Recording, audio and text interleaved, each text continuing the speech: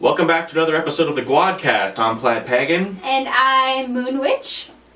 And this week we have something fun we want to do. We wanted to take a break from doing the heavy-duty shit that we've been doing, and we're going to talk about some trash films. Yeah, they're...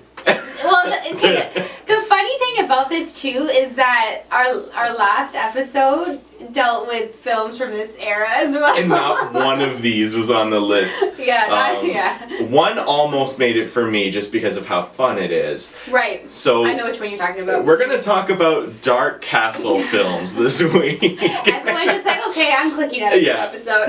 I'm out. Small caveat before we get started. I think we're going to avoid comparing them to because most of these are remakes. Well, yeah, because that's how Dark Castle got their kick, was like remaking William Castle stuff, right? Yeah. So like specifically with House of Wax and House on Haunted Hill, we both know those are Vincent Price originals. We don't want to talk about the originals. We just want to talk about the Dark Castles. And we're not comparing them either. Yeah, exactly. We're going to kind of take them as their own thing. Because I think that that's kind of the only way you can watch these. If you compare these, you're gonna be disappointed. I don't want to like shit on anybody's work, you know, like. But I know, but like, still, You know, like Dark Castle, we all know what it is. We all know what kind of movies it is, and when you're in a mood for a movie like a Dark Castle film, they're really good to have that kind of mix of kind of trash, kind of fun. Yeah. So, before we dive into it, we just want to give a big shout out to all of our friends on Slasher. The continued support from you guys has been amazing. Just the feedback we've received, the support, the shares, the likes, the comments, the engagement. It's been something else. We've had shout outs and everything. Yeah, and honestly, I didn't expect it. Not that I didn't expect amazing people in this community, but it's just been so great to be such a new podcast, a new thing that we're doing, and just to have so many of you support us, it's really amazing. Yeah, it really does mean a lot to us, and honestly, that support is the main reason why there's a big change coming to the channel. Earlier this week, I did a small update video, but for people that maybe overlooked that, basically, moving forward, we're going to be primarily focusing on the podcast. So we're going to be doing the podcast every 2 weeks still on the Friday, but then we're going to have I'm going to be switching my review content to once a week instead of following it up on the Monday. So I'll be doing the opposite Friday. I'll be doing one of the reviews. So it'll be 2 reviews a month and then 2 podcasts a month. Yeah, absolutely. Yeah. We've got so many more podcasts planned too. So. Yeah, and I think that really allows us to focus on the content and like really kind of hammer in the quality is better. Yeah. Well, because we also spend probably hours and probably days going through, like watching these films and then going through them and taking notes. So we want to give it our time. We want to definitely make time for it. Yeah, it gives us more time. Yeah, more time, exactly. It's basically just comes down to more time. I was feeling a little rushed, and I don't want the content to suffer because of that. And because we're so new, we're trying to get in the groove of things as well. So we're so happy that you guys are supporting us and being patient with us. And as we kind of learn how we're doing things, we're hoping it'll get better. and Precious can't make up her mind whether she wants to be in here or not. Doggy! Yeah.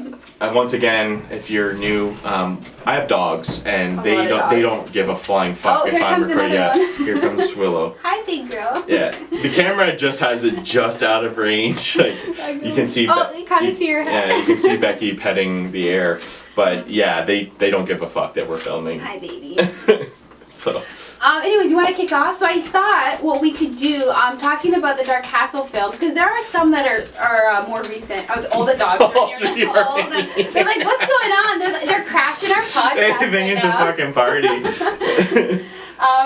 What I thought, because we kind of agreed that we would stick to the earlier Dark Castle films. Yeah, because there's like, what, 20-something films? Yeah, so again, it's like the early 2000s. And I know it's such a cringe area. And 99, right? Well, because 99 is the House on Haunted Hill. Yeah. so maybe we could start there, because that's the first one. Yeah, you made the suggestion of doing chronological. I think that's a good idea. It's not we're not rating them this time around. No, we're just gonna talk about them in order. Yeah. And then I mean, but I do have a favorite. Which I'll get to. Well, maybe we'll say that for the end then, because I have a favorite as well. But what I kind of thought we could do with this episode is just because we all know, like we said before, we all kind of know what to expect when watching A Dark Castle. Not that the films are like absolute shit, but like they're Yeah, they're kind of guilty pleasure-ish. Yeah. Maybe we can just talk about a few things that we like from each film or certain films, or like even some cringy scenes, and we'll just go through each. So we won't do like a synopsis or like a dissection or anything. Yeah, just kind of have fun with it. Can we do like a quick synopsis a little bit? Sure. Okay. Yeah, just like a quick one, like a little plot summary. Let's start with House on Haunted Hill then. Yeah, absolutely. Okay, so we all know the master of horror, Vincent Price, right? This is the remake of his one. However, we're not talking about remakes in that regard. We're not comparing. One thing that I did really like about the House on Haunted Hill is it actually is supernatural, right? So like, if you were, I know I said we're not going to compare, but like the first one is just all gags, right? So this one, they totally make it their own, and they make it actual supernatural, what's going on, right? Yeah. So I thought that was kind of fun, because there's a lot of weird, crazy, supernatural shit that goes on in It's wild. Like, it's just random things that happen, like... It's like walking through. It's like just like walking through a fun house in a lot of ways. Like that's what the movie feels. Well, yeah, because even like all the random basement hallways that they go down, you're like, why are they suddenly just splitting up and going every which way? Yeah, they literally just got in the house 5 minutes ago, and now they're just like dispersed in the labyrinth of a basement. Hey, like what's a good idea? Let's just go fucking wander around this like abandoned asylum. Well, they're like, we're gonna go find the power source because the house is so cool because like it locks in, and it's kind of like the 13 Ghost House, right? Yeah. Yeah, I can directly compare those two films. Yeah, and so the house is really cool, and I actually love how it locks down. Yeah. Right? That's a neat thing. Yeah. So what they're doing is they're going down into the basement to find the fucking switch to turn the power back on so they can get out of the house. I don't know, whatever. Because they're there at the house staying the night to get the money, but now they want to get the house off. And they were invited by mistake, and this is where this is kind of... You want to talk about the cringe moment? Because this is mine. Okay, go ahead, just do it. Yeah. Okay, so the cringe moment for me from House on Haunted Hill, which is one of the ones I like more out of the lot of them. The cringe moment for me is when the fucking computer emails the Descendants. So I'm just like, what? So this house can just fucking hack? It can just hack the cable company lines. It has its own Skynet. Yeah, like what? Yeah, it just seems like it's all powerful, and like that's the best it can do. Like if it wants to kill these people, why does it need to? If it can control the internet and like go through cable lines and shit like that, why doesn't it just like electrocute them? Like that's a good point. You know what I mean? Like it's just this really not well thought out plot point. I mean, unless I'm missing something. If I am, please correct me. Yeah. And tell me why House on Haunted Hill, the remake, is a masterpiece of fucking plot writing. Why I'm an idiot. Yeah. Well, I guess maybe perhaps the idea is to bring them into the house, because I almost got the idea. Well, like to me it was almost like Ghost Ship. It's like collecting the souls at the house. Yeah, I guess it's that an entity wants to feed on them. Maybe. But I don't know. I'm just guessing. Yeah. Yeah, I don't know. But that's an idea. Can I talk about my cringe scene? Oh yeah, go for it. Okay, it kind of goes off of what I was mentioning before, but they're trying to find the power source, and they're going through all these tunnels in the basement, and so eventually they find the power source. Of course, it doesn't work. Surprise, right? Yeah, it doesn't work. So after that, they continue for whatever reason. They're just like, oh yeah, like no, just down the hallways doing their thing, and then the one girl, the blonde girl, she's talking to the. None of the names are worth remembering. I don't remember. I don't remember a single name in the name. And I feel bad because I don't know the actor's name, so I'm just gonna say the blonde girl. I think she was like the businesswoman. She's from Final Destination. Yeah, and she's from Resident Evil 3. But anyway, so she's talking to the guy, and then all of a sudden, like somehow, like the guy disappears, and she's like struggling to find. It's like 10 minutes into the movie. I'm like, what is going on? And she's like, where'd he go? And we were talking to you, and then there's like she walks into this room. There's like a big. Like well, like some kind of like ring-looking well, like full of blood, and she's like in there, like trying to find him. I'm like, who the fuck dives into a random blood pool? But like, maybe I'm a shit human, but I'm like, you just met this guy. die. You're like diving into a blood pool for him. Like, I didn't know what was going on. And she's just like panicking, looking like splashing this blood all over herself, like trying to find him. And then he walks in, he's like, what are you doing? I'm like, what?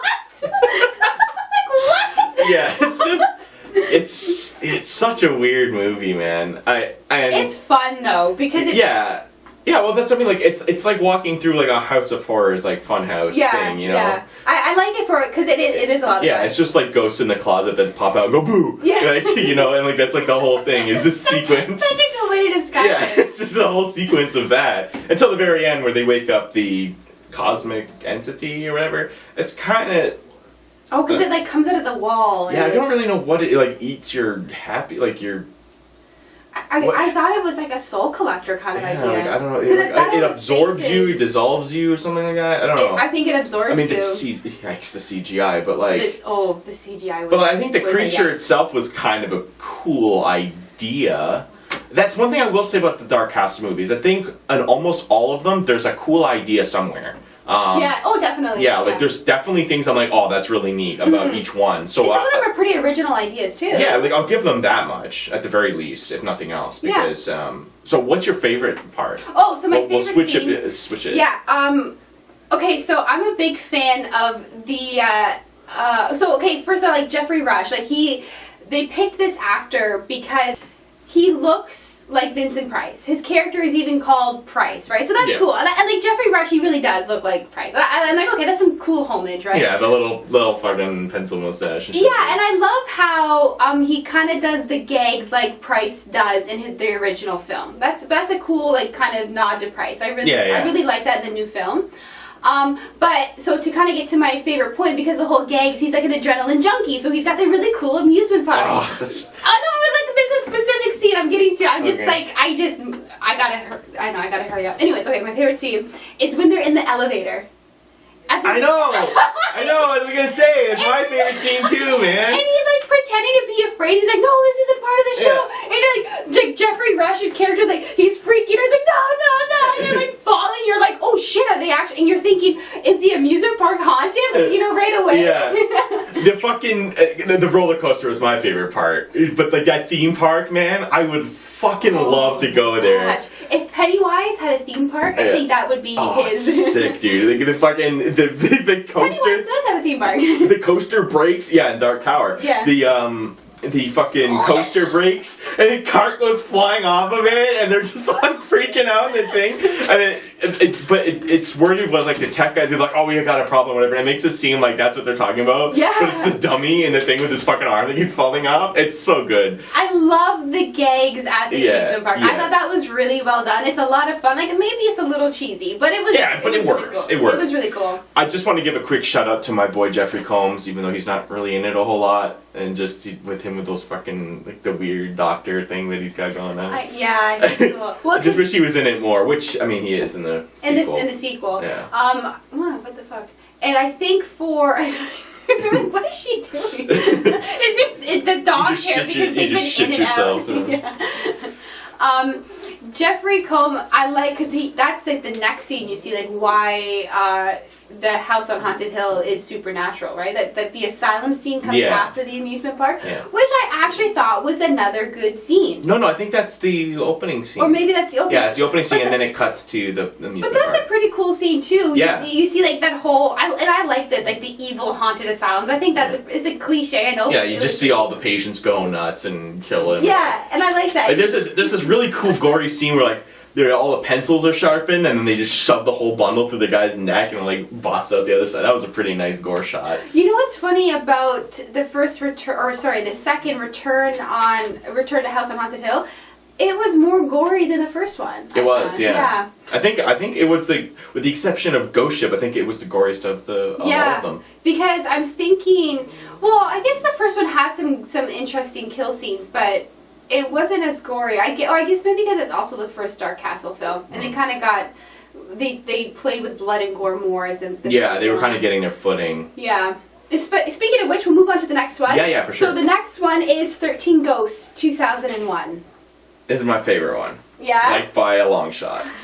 This movie is... I can't remember when, but somebody was talking about this on Slasher a couple weeks ago, and they're like, oh, I'm just checking this out for the first time, and I was like, this movie's fucking fun, man. Like, it's so fun. I think fun is the main word you can use to describe this movie. And, like you've always said about this movie, the film, it knows it's campy, and it's not trying to be anything other than campy, and it works so well for 13 Ghosts. Yeah, and it just doesn't give a shit. Like, it knows what it is, and it doesn't... Whereas some of the other Dark Castle films try to be too serious, I think that just 13 Ghosts never comes off as, like, it's trying to be serious. Like, it knows it's dealing with, like, a cheesy subject.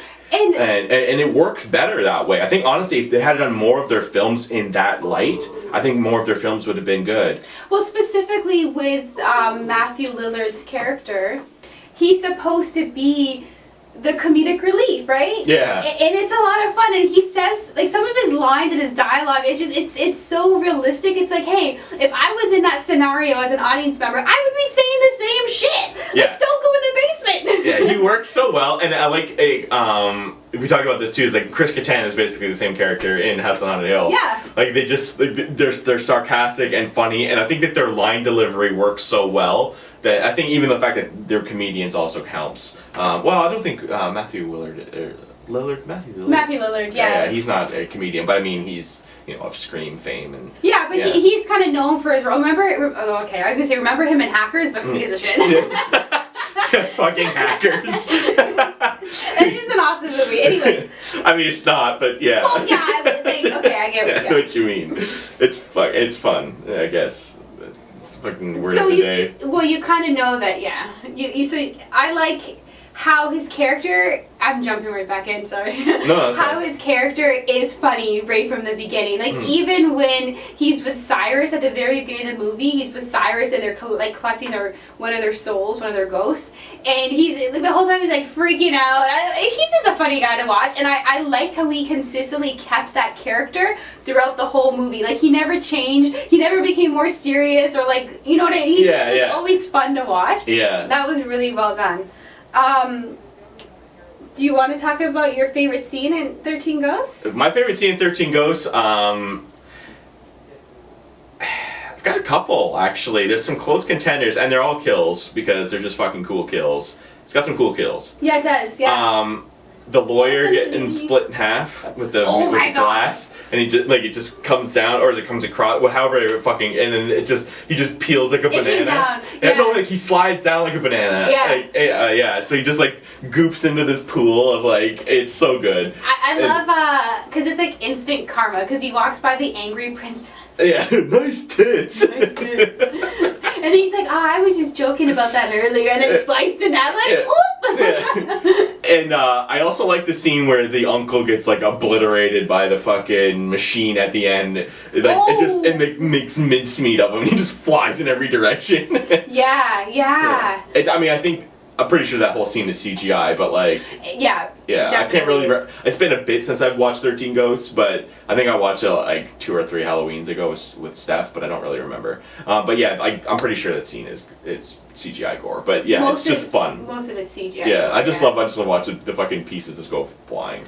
The Juggernaut's a cool fucking... The ghosts are so fucking cool. The ghosts are so cool. And speaking of the Juggernaut, because I guess he's the last one to be released, yeah, the big, like, Frankenstein motherfucker. And he's really menacing looking. The ghosts were done really well, I thought. Like, the ghosts look really cool. 100%, yeah. I think their ghosts are practical effects, I'm pretty sure. It looks like it. Yeah. Specifically, that kind of leads me into my favorite scene, is with one of the ghosts. And, my favorite ghost and my favorite scene is the angry princess. Oh, I thought you were going to say the jackal. You thought I was going to say the jackal? I thought you were going to say the jackal for sure. Because I'm a crazy bitch, right? Yeah. Like, if I was a ghost, I'd be the jackal. We all know it. But I like the angry princess, and I actually thought, because the movie isn't scary, obviously, but the angry princess is kind of scary looking. Like, the look on her face, the way they did her makeup, I'm like... She's fucking menacing looking. And my favorite scene is when she's laying in the bathtub and the girl's like, splashing her face. Like, and she's just like twitching in the tub? And she's like, she's watching the girl, she's like twitching. I'm like, that is really good editing and effects. And the acting from the angry princess, I'm like, that's a fucking scary scene. Could you imagine being the fucking girl that's like, splashing the water on your face. Like, I'm so oblivious. And the angry princess is just there, like, yeah. I'm like, that was actually kind of creepy. Yeah, that was a good scene. That was my favorite scene. I would say my second favorite ghost would be the jackal. Because she's just fucking nuts. And I'm like, yeah, you know, I see a lot of resemblance in her. I like the jackal. The guy who was choosing favorite ghost. Yeah, jackal's mine. Followed by the hammer. The hammer's creepy too. Yeah, even though he looks like Kmart Pinhead, but like. Oh yeah. But like, I just like his whole premise. I think he's a cool ghost, and the Juggernaut is scary. Like I'm more terrified of that thing. Because, like, it just rips a guy in half at the beginning, like, pulls him through the cars and shit, like, I don't know. Yeah. I think that he would be the scariest. Even though, like, a jackal's nuts, I think if the Juggernaut catches you, you're fucked. done. You're done. At least you die quickly. He just rip you in half. Yeah, I guess with someone like the hammer, he would, I don't know, like, stab you with brutalize you. Yeah, he kind of play with you a little bit. Yeah, either way, yeah.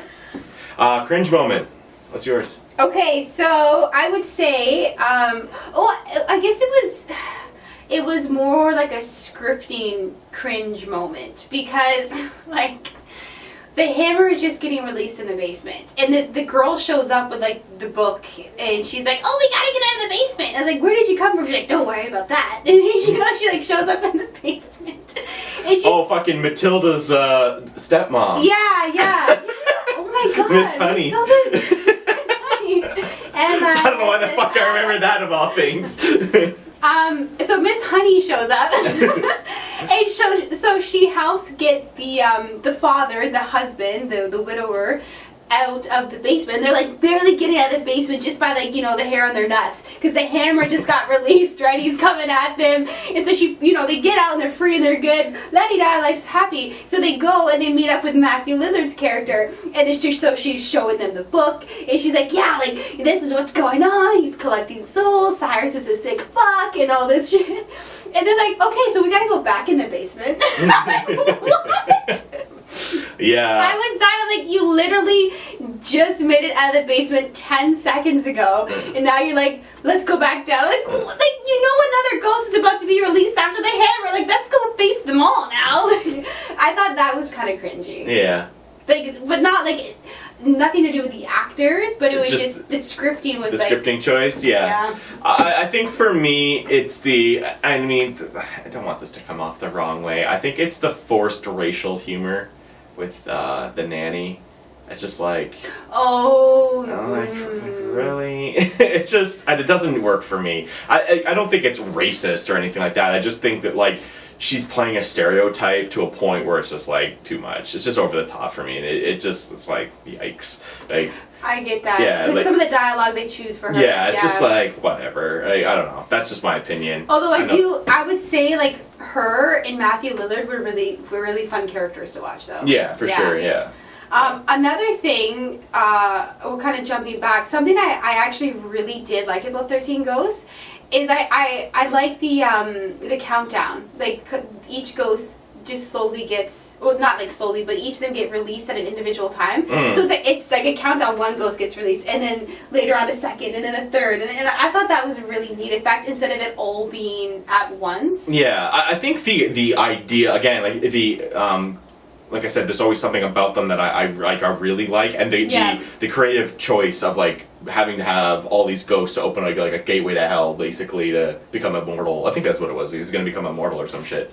Yeah, because wasn't he trying to open, like, the gates of hell? Yeah, he's trying to open a portal to hell, but I think it was, like, going to make him immortal, or, like, he thought he was going to become, like, a prince, or, I don't know, suck Lucifer's dick. I don't know. Something. I mean, I tried it. It's not a bad job. I'm just kidding. It's really hairy. With goat balls getting in the way. It just, like, burnt my mouth. Anyways, should we move on to the next one? Yeah, that's fine. Okay, so I had to write it down so I didn't get the dates wrong. Oh, Ghost Ship is the next one. 2002. Okay. You start with this one, because I'm tired of talking. I'm just kidding. Yeah, so Ghost Ship, they opens with this really kick-ass scene that everybody remembers. Yeah, Where and you don't really know what's happening until later, but something malfunctions on the ship, and a wire lets go from the, I forget, the mast? I forget what that's called. I'm not a ship guy, I don't know what the fuck. The part that holds the fucking... The fucking thing? Yeah, the fucking thing with the fucking thing. You can tell he's not a sailor, right? And the fucking cable. No, maybe the swearing. Yeah, but the boats, I know nothing about them. Anyway, the cable lets go, and they're all like dancing, la la la, and fucking... Dancing in the moonlight. Cuts right through them, and he's, like, the guy just like flops over, and like his guts spill out, and like everybody on the dance floor just like... I'm jumping right into my favorite scene, I'm sorry. No, that's fun, go. It's a fan. Yeah, and like the little girl who's a dead wife from American Gods is just like dancing with the captain, I think. Yeah. And his head just splits off and falls down. Yeah. That's a really good scene. It's so bloody and it's so good. I love that scene. And it's really unexpected as an opening scene in the movie. And the movie starts off so strong with that, and I'm like expecting the rest of the movie to keep that pace. And it doesn't. No, I would say it actually completely slows down for the rest of the film. Yeah. Because even the ghostly encounters they have are just very stagnant type of encounters. And I was expecting, because the opening scene was so violent and so cool, I'm like, oh, every time they encounter a ghost, it's going to be really like malevolent and evil, and they're going to be tormented and haunted, and it really wasn't that at all. So to me, the idea of ghost ship was misleading in the sense that I thought the ghosts would be like fucking with these people, but they really weren't. No, yeah. And so like I get like I'm not like watching the movie, right? Like you know by the ending of it that Ghost Ship is just called Ghost Ship because the souls are being collected on it, right? Yeah, basically. Which is still pretty cool, but... Yeah, like, I think it's kind of a neat idea. He's kind of like the Grim Reaper and Charon mixed together. Right? Yeah, because he's a soul collector. Yeah, and he's got this big ship, and he just shuttles souls to hell. Yeah, that's really neat, I thought. Yeah, it's kind of a neat idea. I appreciate the Dark Castle scores, the soundtracks. This is one thing I brought as a metalhead teenager, angsty as fuck at the time that these came out. I appreciate the fucking Mudvayne and the Marilyn Manson and the Ghost Ship is full of it too. Yeah, like they all are. They all have these really fucking edgy, metally new metalish soundtracks. It's actually a lot of fun too. I love it when they mix horror movies with metal. Yeah. Like a lot of metalheads are horror fans. Yeah, it's true, but it's the choice. It's the type of metal that it is, because it's not like the standard. It's not like it's like the new metal / industrial metal sound, which is a very specific sound for the era, which a lot of metalheads cringe on. But like a lot of angsty ass teens like me, that's how we got into metal. So I appreciate it. But anyway, yeah, just a little side note about the score, I think. One thing I wanted to say too, jumping back to your favorite scene when you said like the barbed wire cut someone, I'm like, obviously that's such a sick scene. But continuing with that scene, what I really love is like the one woman is cut like literally in half, and you just see her torso like reaching for her lower half and trying to like slide herself over, like her intestines are falling out. Like, that is so cool. That's really creative. It's all in the opening scene. Yeah. And then like the one really ridiculous thing that happened, I'm like, it was when the fucking, like, completely severed arm was, like, reaching up towards the camera. It's an arm. It's severed. It's not attached to a torso. I don't remember that. And it's just this random arm laying there, like, reaching up. Like, that's not even possible! I don't remember that. I just thought it was such jokes. Oh, man. I don't remember that. Yeah, because there's all, like, the dismembered people laying around on the deck. And just this arm's, like... Oh, fuck, I don't remember that at all. I'm like, which is weird because it's like my favorite scene. But it must be some, like, reflex for when it got severed. You know, just like a twitch of the artery. But yeah, I just thought that was, like, really funny. Because it's part of that opening scene. Even though that's kind of cringe because it doesn't make sense. It was still pretty cool. Yeah, like, cringe-wise, it's the ending for me. Oh. And just the whole, like, the fucking Mudvayne just kicks in, which, I mean, I like Mudvayne, but, like, the Mudvayne just kicks in, the guy, like, turns, and I'm like, oh my god. Close to the ambulance, the girl's like, no! As he's getting onto another ship, and I'm just like, the overacting. So bad, dude. It's so bad. I'm lost for words, but I don't want to shit on the actor. I don't give a fuck, man. But like, it's the dramatic, cringy. No, like even the look on her face. I'm like, you ain't selling that shit. Yeah, it's just bad, dude. It's just bad. So I didn't even let you tell your favorite and your cringe. My favorite. I just kind of did both of mine because I'm a selfish prick. So it's all good. I mean, ghost shit. There's a lot to talk about. Yeah, what's the shit? Okay, so my favorite scene. I like the montage of the killing. When you get the flashback of when the little girl who seems evil, and then she's like, "Let me show you my story." Okay, whatever. Anyways, I'll talk about the cringe after. She just shows her the montage of how everyone died because of the gold, right? So the gold is coming on the ship. They rescue another ship for whatever reason. I don't know why they rescue it. They didn't say why. They just bring all the passengers on, and then the gold comes over. So then you see like everyone gets sliced in half on the freaking deck, and then everyone underneath, their food's being poisoned. So you see people like throwing up. So this. I don't think they rescue the boat. I think that's the saboteur. I don't remember. But anyways, they bring them on. And because the gold comes on, I guess he's trying to collect more souls, right? So he's whatever. Anyway, so then you see a scene where like a whole bunch of people, like the crew members, after they basically killed all of the passengers, are down beneath with the gold. And this is a continuous montage and just like cut to each scene. It's actually really cool the way it's done. You know what? Yeah, it's a good scene. Yeah. And then so you see them all with the gold, and then like the sexy Italian singer walks up, and then kills him. And then like the soul collector walks up, and she walks into, because it was like she deceives him to get the gold, and then she's trying to trick him because she's with the soul collector. She walks into the soul collector, kisses her, then he fucking greases her. But he didn't shoot her, right? Even though I did this, he puts the hook in her, and she fucking flies. She got like the hook up her face. I'm like, that was so sick. I really like that montage. Yeah, no, it's a good scene. What's your cringe scene? So I mentioned it before about how the ghosts are like not even evil, and they seem kind of evil. So the first scene you see the little girl when the guy falls like through the floor, which ends up being the ceiling of the ballroom or whatever, and the girl's reaching in to help get him up, and she's looking down, and she sees the little girl, and she's like, and the little girl just looks so evilly at her, like smiles, like, but she does like a sinister smile. It's like, I'm gonna get you, but she wasn't evil at all, but she gives her the most evil smirk, and you know, because like kids are typically creepy in horror movies, and so they played on that really silly cliche about her being creepy, but yet she wasn't even an evil ghost.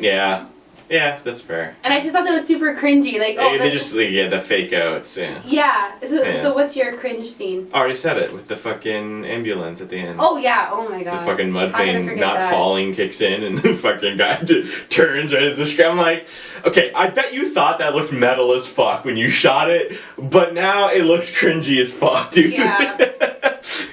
Like, it's just not good. It's not cool. It was a little angsty. Yeah, it was like 19-year-olds shot this movie, man. Like, yeah. One cool thing I did like about the film was I would think the only thing that you could find particularly kind of scary or unsettling is the idea of actually being trapped on a ship in the middle of the fucking ocean. Yeah, but... Like, that's kind of scary. Yeah, like, but Triangle does that better. Yeah, okay, fair. Yeah. But I guess that's kind of the idea. I don't know if they were going for that or not, or if I'm just like giving them too much credit. I don't know. I'm like, okay, that's the idea that could be scary to me. I'm pretty sure this is their own creative IP as well. I'm pretty sure this one isn't a remake. This is one of their own, like Gothica. It's not a remake. It's one of their own. You're right. Actually, speaking of Gothica, we should move on. Yeah. Okay. Yeah. Okay. So Gothica, it's 2003. Mm-hmm. So, go ahead. I think Gothic is boring as fuck. Not gonna lie. Like, it's just boring. Well, you just, like, fucking went for it, eh? Yeah, it's just boring. Like, I tried to watch it, I fell asleep, I rewatched it, and, like, I'm not the type that falls asleep through movies, unless it's, like, really late and I'm really drunk, and then but, like, generally speaking, I feel like the last three we're gonna talk about, like, I felt this way about all three of them, and they're, like, my least favorites. they just didn't keep my attention. Gothic, I fell asleep. I rewatched it. I don't know, it's okay. So it's got a neat idea. It just does it so piss poor that I just don't. And that's what I thought too. I'm like, it's maybe not the most original idea that a ghost possesses a human, but it's out of revenge. I'm like, that's kind of a neat idea. It doesn't open up too poorly. Like the idea of her treating mentally ill women in an asylum. I'm like, okay, like I love asylum shit. Like it can be really fun and really creepy, but it's just filled with so many Hollywood cliches. Yeah. And they're just not done well. Like, I think Gothica was a movie that could have had some potential, but they just got caught up with trying to, like, fake you out and, like, trying to make too many twists. I'm like, you try to make all these twists, but it made it so much more predictable about what happened. Yeah. So I did mine first for the last movie. You do yours first. This one, your favorite or your cringe, whichever you want to talk about first. I would say like my favorite scene is not really anything that's monumental in the film. But I just thought it was actually some pretty decent acting with Halle Berry and Penelope Cruz.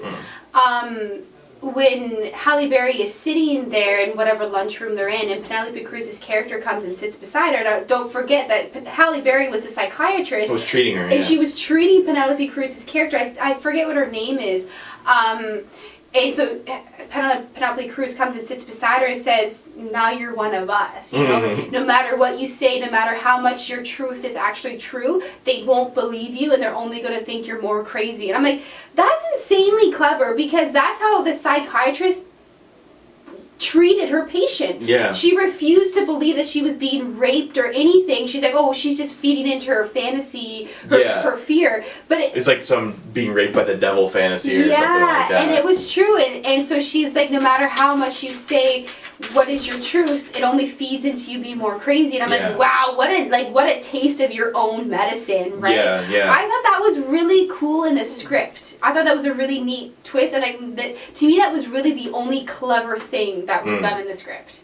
So, anyways, what's your favorite scene? I think probably. You're like, I don't even fucking have. I think probably just because it's kind of an intense scene, and it's. I think it's a really neat gore effect, is when her arm gets all carved up with the not alone thing in the shower, and she's like freaking out and like blood's flying everywhere, and all the naked women are like, ah! Yeah, and then everyone just thinks she's self-inflicted it, even though there's like no way she could have done that, but whatever. Yeah. I think that was a pretty neat scene, and like the following up of that, like right after with Robert Downey. And like you kind of find out that they were thinking of having an affair and a couple other things. Like, so I think that was kind of my the strongest point in the movie for me. That was a good scene, definitely. Yeah. The one thing that I thought was really lame about the movie, though, kind of jumping into like some of the cringy things I thought, with the not alone on the arm, it's so obvious that the ghost that she claims to be possessed by or what have you, you're supposed to just figure it out as the movie goes on. The ghost is obviously trying to send her a message. And I hate this Hollywood cliche where ghosts can't communicate with you. Yeah. And the ghost possesses her to get revenge on her husband who killed her. And yet she's haunting the wife. She's haunting Halle Berry. She's like tormenting her in her cell and beating her up. What and I'm the fuck? But you're looking towards this woman to, one, show her that there's another killer that's raping Penelope Cruz, and that your husband and his friend were doing these things to women in the barn or whichever. I'm like, but you're beating the fuck out of her and you're barely communicating. Like, what doesn't even make sense? Yeah, like she's supposed to be like you're like avenging angel or whatever, your force of vengeance, and like that's what you. Yeah, it was weird. I just thought it was really stupid. I'm like, okay, why can't you just not beat the fuck out of Halle Berry so that she can, figure out your story and solve the problem? Yeah, exactly. In the broken communication with the ghost, I'm like, okay, like that's so dumb. I just thought. Yeah, I agree 100%. Especially with something like The Sixth Sense with Bruce Willis and Haley Joel Osment. Where the ghosts openly communicate with him, no problem. Yeah. Right? And and they go to him because of that. So I'm like, you can really have interdimensional conversations without it being like a fucking carving in your arm. Yeah. Or like broken fragments of a sentence that you have to like puzzle, fix the puzzle. Yeah. Come on. I'm with you. That's always annoyed me where it's just like really like you have the ability to communicate, but it's like a one word, like fuck off. Yeah. Like, it's just supposed to be ominous. And sometimes it's done in the hands of good filmmakers. It works, but very rarely I find that it's just cliche and annoying. Yeah. Pick a cringe scene. My cringe scene is not really one scene, but I guess it's the ending because I just don't like. Overall, I don't like its portrayal of mental health. I just think it's really like, rough with the subject matter, and I'm just like, okay, it almost makes a mockery out of it. Yeah. I just think it just handles it so badly. I don't like how it deals with it. Some films do mental health better, like Shutter Island comes to mind. Yeah, that's a really good one. Where it plays it in a very different sense, and I think it's just bad. And it's unfortunate because the movie is about mental health. Yeah, it's an asylum for women that have mental health issues. Either they were violent or what have you. They're there for a reason. Halle Berry's a psychiatrist, right? Yeah. So yeah, you're right. It tried to tackle such a monumental topic and really failed to deliver on it. Yeah. And it was cringy, and even as I'm sure we all have at some point had mental health issues, and you watch it, you're like, fuck man, like, you know, if you're gonna this is how they portray it, like yikes. Like, yeah, exactly. Yeah. That kind of spins me into my next really cringe idea. Not a cringe scene, but like a specific idea. Like, why the fuck is a psychiatrist fucking admitted to her own asylum that she works in? Yeah. That would never happen, would it? Like, I don't think so. I think it would be a conflict of interest, if anything. I don't know. I don't know enough about it. Like, maybe like Steph knows, but you know, and then the ending, like just because she's magically not mentally ill, or you know, she's Penelope Cruz. Yeah, Penelope Cruz's character. She's just magically fine now because. Oh, it turns out there was just this guy that was like sexually assaulting and murdering women. So like now Penelope Cruz's story is 100% fine. Like she's not traumatized from that at all or have mental scars. She was being raped herself. That's why she was there. She was there as well because she was not. It's not just the story part of it. It was causing her psychological issues. So those didn't just magically go away because they found the killer. Like that's not how mental health works. So it's a scary movie that's trying to tackle a very monumental topic and just failed. Like I said, it doesn't have competent writers. Yeah. Anyways, let's move on. So House of Wax, 2005. Yeah. Boring as shit. Yeah. Not what I remembered. No. For my childhood, somehow I remember this movie being really cool. There are cool aspects, granted, but like you mentioned at the beginning of the episode, that it just seemed kind of boring. Yeah. Like it just it did not hold my interest, like, at all. And if you're a horror movie, and like, you can't keep the attention of a horror fan, what the fuck are you doing? I mean, there was some cool elements, but I think what I really struggled with this film is, was there really a climax? Like, was there like a pivotal moment that really took it off? I mean, kinda with the house burning down, but like. But that's like the end, though, right? Yeah, well, that's the climax. Yeah, but I mean, like. You mean like inciting action? Yeah.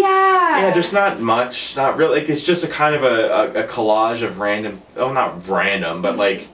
It feels it fucking. Felt random. Yeah, it dragged so much in the middle, dude. Yeah. I was just like, I was into it at first, and then, you know, I'm like, but then at the end, it caught my attention again. Like once. You realize, like, so I'm kind of just jumping all over the place here, because I mean, that's how the fucking movie is. The ending about the part where they start realizing that the whole town is like just a prop, basically. It's just a museum. Because everything, it was, I think most of it was made of wax. Was it like even the church? Well, the church had the wax dummies. Yeah, the figures in it. Yeah, the whole town. Only the House of Wax was wax. Right. And I think it's fair to say that I've never seen the original, so I have nothing to compare it to. But like whatever, we said we weren't going to compare them, but like just. As like any kind of reference point, I didn't have. So this movie to me was like new when I saw it. I didn't know the difference. So the the house itself was cool, all made of wax and everything, and the whole idea of like a prop town with like wax figures in it is kind of fucking spooky. Yeah, it's super creepy. And I thought that was cool. And it's literally that's about it. Well, because it was, yeah, and even the cop at the end after the house burns down, he just says, "Oh, like, you know, this has been a ghost town and it's been off the map." And I'm like, hey, that's like kind of cool because it's like a perfect little town or whatever to turn into a wax museum. Yeah. Like, that was neat. That was a nice little touch. And typically you get a lot of those kinds of abandoned ghost towns or what have you in these horror movies. So I mean, it wasn't like an original idea, but the wax. I did like that it wasn't like some inbred cannibalistic family living out in the woods somewhere. Like that trope has been beat. You don't to like death. the Hillside Lies? I mean, I'm not saying I don't like them. I think I don't. But it's over. Yeah, like it's. I guess it was kind of an interesting change, but still having that same kind of story. Well, because it's still two brothers. Yeah. But I also like how, speaking of the wax figures, each wax figure was actually like a human just coated in wax. Yeah. And I thought that was really neat because obviously the brother, I guess it's just, well, they're both serial killers, but the one does more of the killing, the one you see who's constantly talking to the kids. Yeah, Bo, I think his name is. I don't remember. And then Vincent is the... Oh yeah, Vincent's, because again, like I guess like a nod to Vincent. Yeah, they gotta throw in there, they're full of them. Like, well, you should pay your respects to Mr. Price. Yeah. I mean... You don't like the Master of Horror? Your disrespects to him, maybe. Yeah, okay, you're right. Maybe a few cringy nods. Okay, anyway.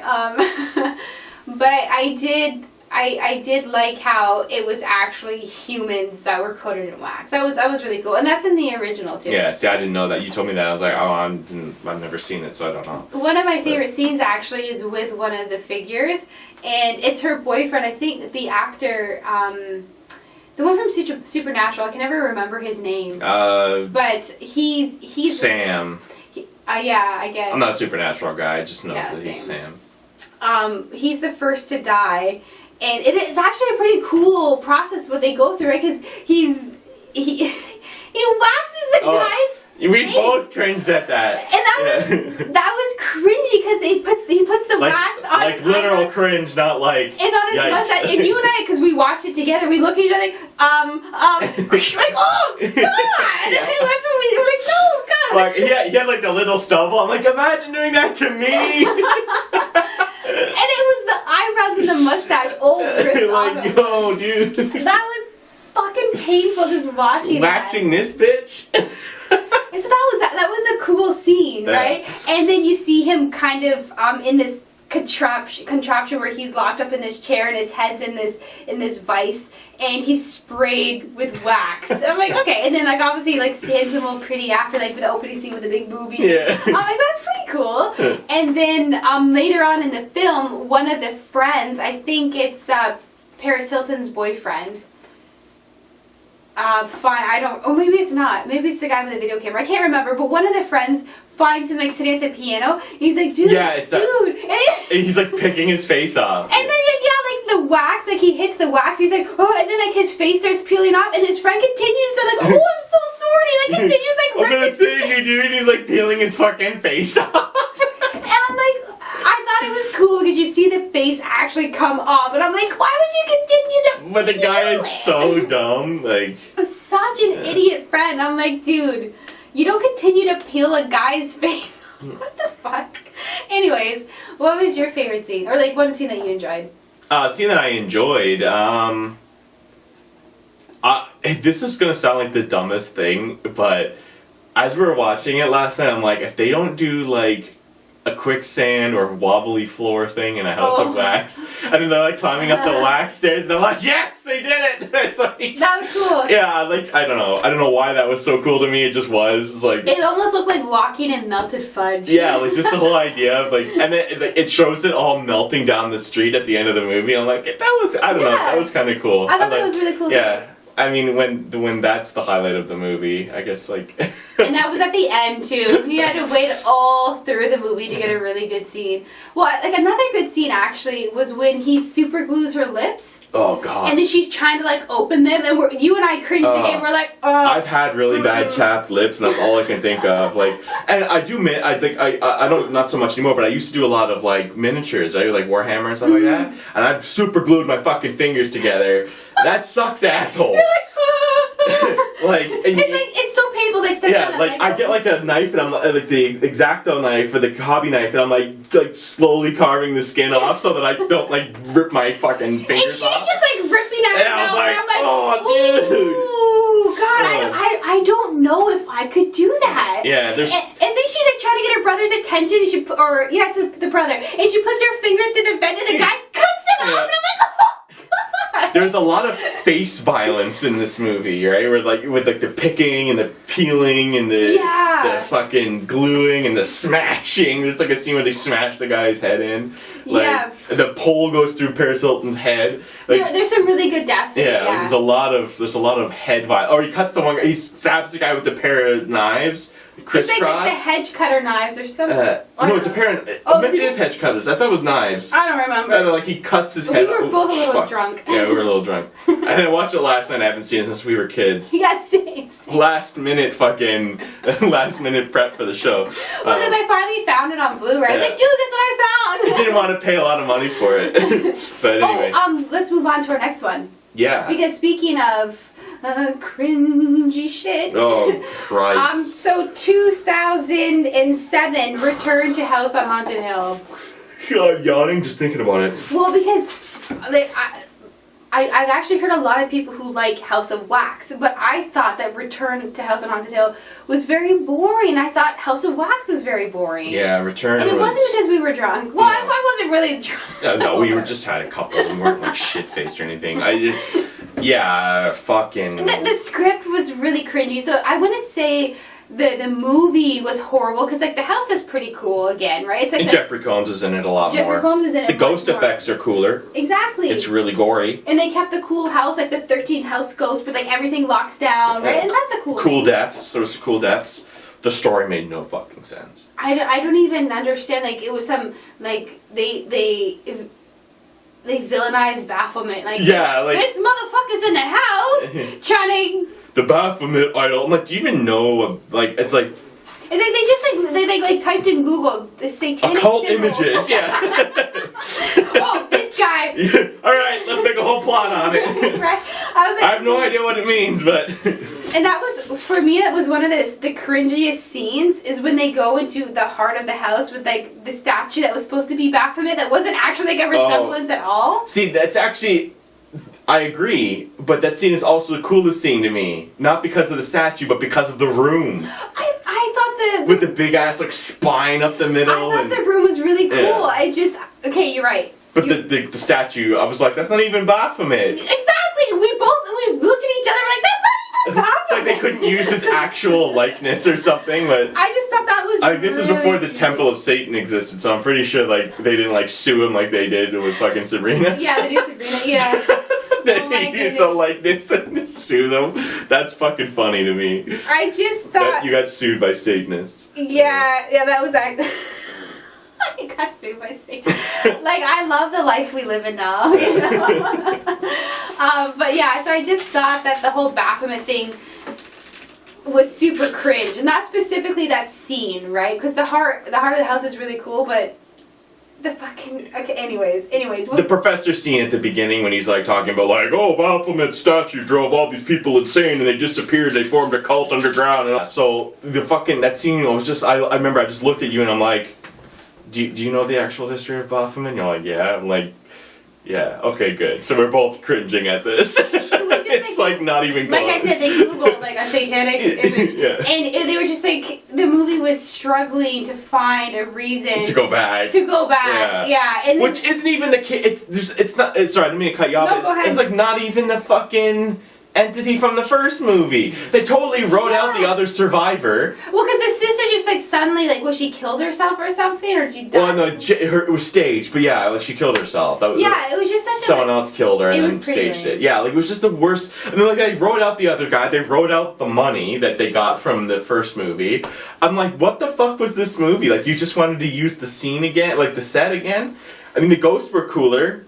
I mean, there is that like And cringy lesbian scene, but like I mean, so like, because it's an asylum. But the thing about that scene is like, it's played off to be like that weird like pseudo lesbian fantasy thing, but then at the same time, then I'm like, okay, I'm like, whatever, this is cringy, and then it like switches to like getting serious real quick with like them actually used to treat homosexuals and gay men and gay women that way. Because they treated it like it was a mental illness. Yeah, right? So they used to torture people to like. So just because the two women were gay, torture the gay out of them, I guess. Yeah, and it was fucked up. So I thought that was kind of making a mockery. Yeah, I mean, just cut to that so quickly. I'm like, what the fuck? Like, yeah, that scene was something. That was hard to watch. Again, it was like Gothica making a mockery out of mental health. Like, these two movies are trying to incorporate this asylum aspect with these ghosts and the mental health issue. I'm like, and then you just like shit all over Yeah, they just don't do it right. Like that was really cringy. And then for some reason this house.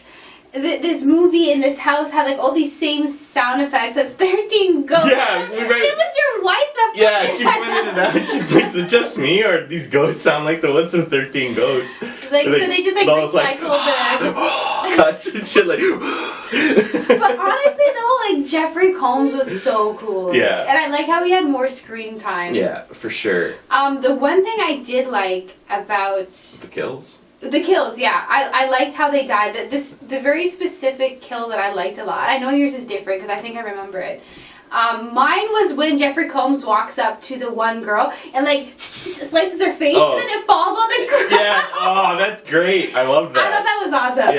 Yeah, the kills are great. Yeah, even though I'm pretty sure that wouldn't kill you. You'd be in a lot of fucking pain. Yeah. I'm pretty sure you wouldn't die from that. But Right. I like two, but I can't really pick one.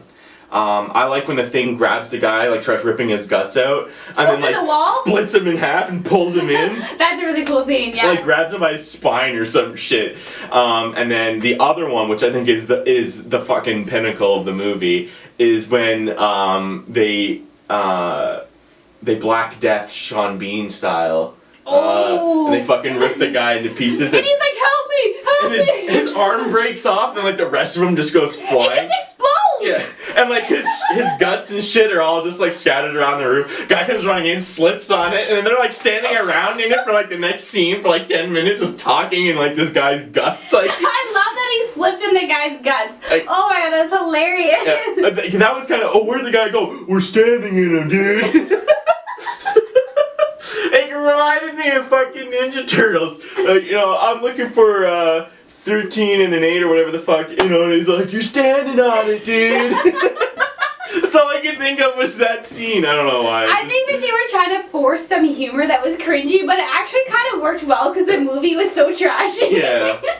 The fucking dialogue, though. Oh my god. Cringe, yeah, like the whole. Out of all of them, the worst dialogue, man. Yeah, I would say like my least favorite out of all the films.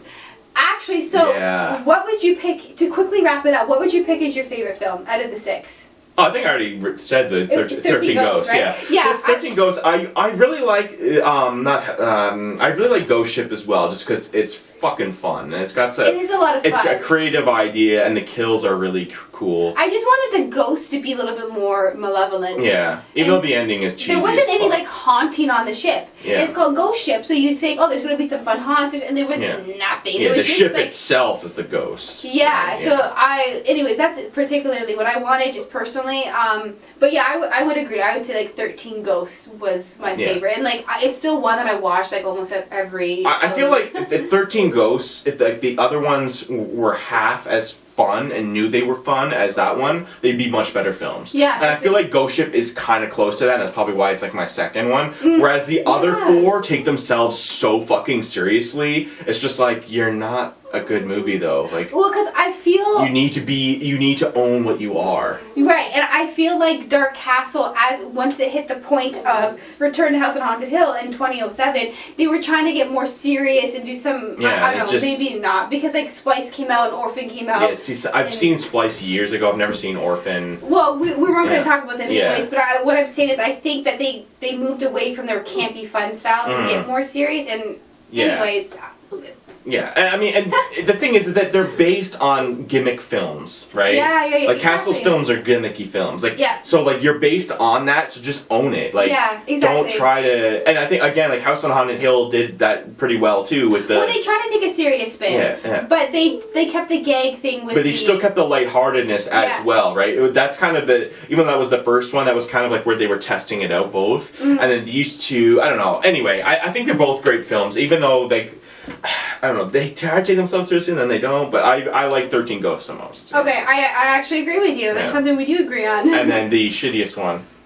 Oh, it's absolutely Return to House of Haunted Hill. I was like, is it that or House of Wax? Like, you know, like at least House of Wax. Gothica was like at the bottom for me, and then we watched those two this weekend, and I was like, well, Gothica just like strikes a bad chord because it's like, let's just take a giant dump on mental health. Yeah. So, anyways, like.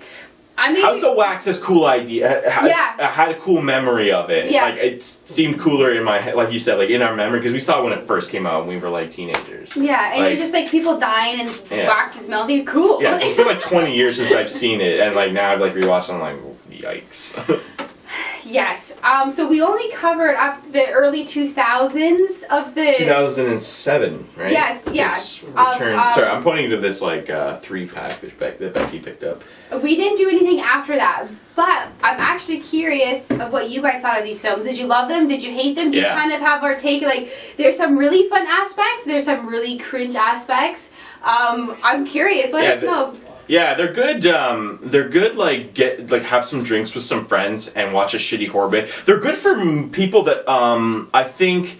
Because my buddy, he does not like horror at all, and he was like, "Oh, I've seen all of those," and like, so I think like it's like gateway horror. Yeah, it's kind of gateway horror. It's pretty good stuff for people that aren't like really into the scene, or the genre. I mean, and like, I mean, it's a scene as well, but you know what I mean. And I think it's a good entry point for them to like kind of get into horror. I think because a lot of it's fun, but there's still like some cool kills and still some they're not like kind of scary. Yeah, they're gory, but they're not like super scary, you know. Yeah. Like, so like and they're campy. So most of them are campy. Yeah. But so let us know what you think. Yeah. I'm which is your favorite of these? Or can you even stomach 5 minutes of them? Because some people are like, what the fuck. Like, what the fuck am I watching? But everyone I talk to about these movies always remembers ghost shit for that fucking scene. Everybody remembers that scene. If you remember that scene, they did something right with that. That's so true. That's so true. So like it stands in your fucking mind. Yeah. But anyway, we tried to keep this episode a bit shorter. We were really excited to kind of just have like a fucking fun just something just to whatever, shoot the shit basically. And we didn't even put like a dark, edgy, kind of twisty feel on it. Like we normally we got a little bit there with some of the subject matter, but like I don't think whatever. It is what it is. We are gonna. But regardless. So edgy. Oh, that was the thing that was super cringe. What? The end of House of Wax had fucking Helena at the end of it from My Chemical Romance, the song. Oh, right. It started playing that, and I'm like, oh no, the streak is over. Bruce is like, I don't want to go back to high school. Yeah, the streak is over. Because it was like they were playing all this like new metal and shit, and I was like, right on, okay, I can get behind some Mudvayne, you know. But like then fucking My Chemical, how do you go from that to that? What the fuck, dudes? But anyway. Let's drop it there. Yeah, that's the end of that. So yeah, hope you like this kind of more just kind of casual episode. Just like shooting the shit, trying to have more fun this time. Yeah, because we don't want them all to be like super intense, right? Right, because they're kind of stressful to make when they're really intense, you know. Yeah. Like talking about the Mothman, I was fucked up for days after that one. Like I couldn't look at red lights. Yeah, it's such a weird thing that movie fucks with me so much. But anyway, I'm gonna get off another tangent on that. So if you haven't checked out other episodes, go watch them because they're a little bit heavier than this one. Yeah. But we hope you like this one because we try to keep it fun. Yeah. And maybe more enjoyable. I think next week, or not next week, next podcast, we might get into something a little bit heavier. Or kinda. I feel like it's a bit of a campy thing, but do you want to talk about what it is? No, we don't have time. Yeah, you always say that. I always want to tell everybody. She's like, no. Okay, well, we can tell them, but then I'm going to get excited when I start talking about it.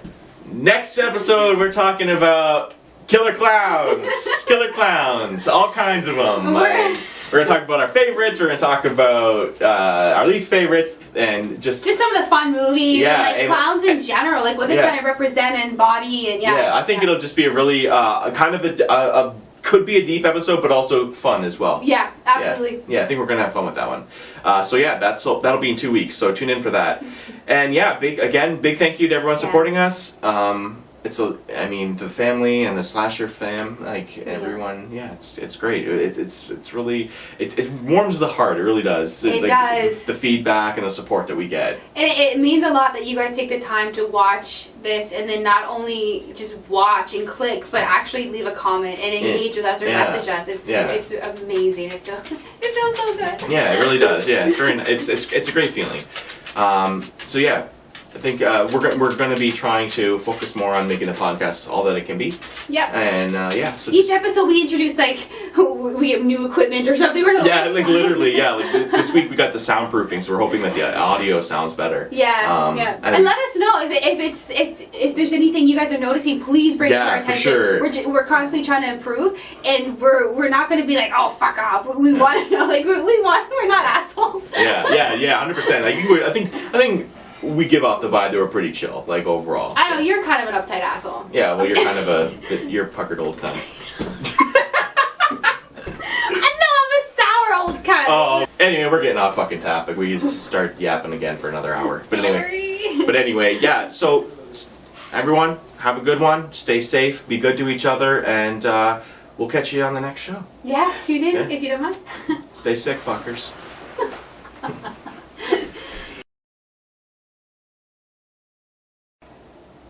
Hail Satan, full of disgrace. Satan lives in this house, take 66. Ready to go? Hail Satan.